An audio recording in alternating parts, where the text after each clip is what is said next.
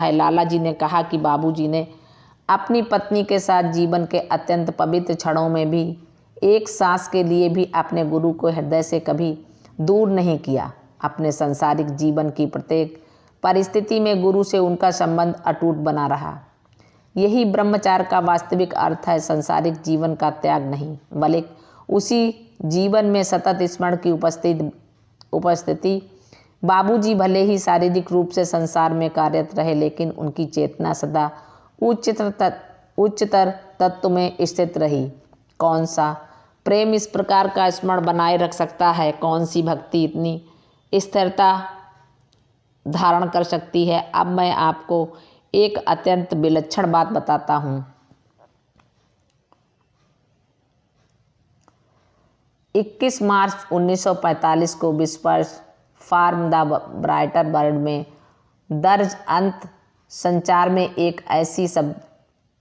ऐसा शब्द मिलता है जिसे स्वर्ण अक्षरों में अंकित किया जाना चाहिए। पहले आत्माओं के बीच दिग्गज स्वामी विवेकानंद ने बाबूजी के प्रति लाला जी के प्रेम के बारे में कहा और उसके बाद भगवान श्री कृष्ण ने लाला जी के प्रति बाबूजी के प्रेम के बारे में कहा। स्वामी विवेकानंद ने कहा, हमारे प्रभु लाला जी ने तुम्हारे प्रति अपने प्रेम के विषय में जो कुछ कहा है वह पूर्णतः सत्य है। वे तुम्हारे प्रेम में दग्ध हैं। अपने संपूर्ण जीवन में मैंने ऐसा उदाहरण कहीं नहीं देखा। फिर उन्होंने कहा, लोग ईश्वर के लिए घर छोड़ देते हैं, उन्होंने तुम्हारे लिए अपना घर छोड़ दिया। यह एक मुक्त आत्मा से अपेक्षित सबसे महान त्याग है। यह सुनकर लाला जी ने बीच में ही बाबूजी से कहा कि वे इस संवाद को अपनी डायरी में न लिखें। मुक्त गुरु लाला जी ने अपने शिष्य बाबूजी के लिए अपने भंडार, अपने दिव्यलोक को छोड़ दिया था। गुरु ने शिष्य के लिए पृथ्वी पर अवतरण किया। स्वर्ग पृथ्वी की ओर झुक गया और फिर भगवान श्री कृष्ण बोले, और आज भी उनके शब्दों को लिखते समय मेरे हाथ कांपने लगते हैं। स्वामी विवेकानंद जी ने जो कहा वह शब्दार्थ सही है और इसे लिखने में कोई हानि नहीं है कि प्रेम के मामले में तुमने राधा को भी पीछे छोड़ दिया है। राधा का प्रेम अब तुम्हारे प्रेम के सामने दूसरे स्थान पर है।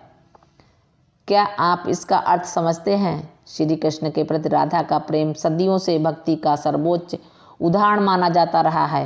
राधा का नाम ही दिव्य प्रेम का पर्याय बन गया है और फिर भी भगवान कृष्ण कहते हैं कि बाबूजी का लाला जी के प्रति प्रेम राधा के ऊपर से भी ऊपर था।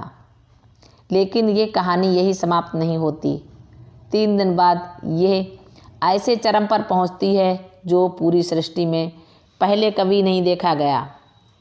24 मार्च 1945 के शुभ दिवस लाला जी ने बाबूजी को सीधे परम सत्ता से दीक्षा दिलाने का प्रबंध किया। इसे देखकर भगवान श्री कृष्ण ने कहा, यह अत्यंत शुभ दिवस है कि तुम्हारे पूज्य गुरु ने तुम्हें प्रत्यक्ष रूप से परम सत्ता द्वारा दीक्षा दिलाई। यही सच्ची दीक्षा कहलाती है। सृष्टि के आरंभ से इस प्रकार का ये प्रथम उदाहरण है। स्वामी विवेकानंद ने इसमें अपनी बात जोड़ी।